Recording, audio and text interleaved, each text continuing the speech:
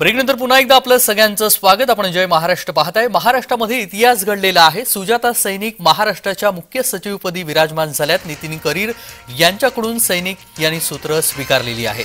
सुजाता सैनिक राज्याच्या मुख्य सचिवपदी इतिहासामध्ये पहिल्यांदाच महिला अधिकाऱ्यांची निवड झालेली आहे आणि राज्याचे मुख्य सचिव डॉक्टर नितीन करीर 30 जूनला सेवानिवृत्त झालेले आहेत।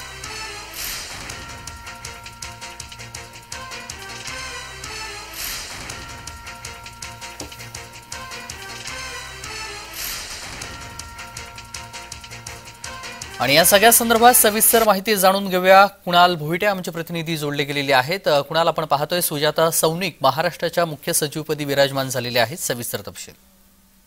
त्याच्या एकंदरीत पाहायचं झालं तर मुख्य सचिव हे पद हे रिक्त होतं आणि आता त्या ठिकाणी सुजाता सैनिक यांची जी वर्णी आहे ती लागलेली आहे। 1987 सालच्या त्या सनदी अधिकारी आहेत आणि यापूर्वी देखील त्यांचे पती मनोज सैनिक यांनी देखील राज्याच्या मुख्य सचिव पदाचा पदभार स्वीकारलेला आणि कार्यभार सांभाळलेला पाहायला मिळाला। मात्र याच मुख्य सचिव पदासाठी इक्बाल चहल हे सुद्धा रेसमध्ये होते। मात्र आता सुजाता सैनिक यांची वर्णी जी आहे ती राज्याच्या मुख्य सचिव पदावरती लागलेली आहे आणि त्यांनी आपल्या कार्याचा कार्यभार देखील आज स्वीकारलेला आहे। तेजस, अगदी धन्यवाद कुणाल, आपण दिलेल्या सविस्तर माहितीसाठी।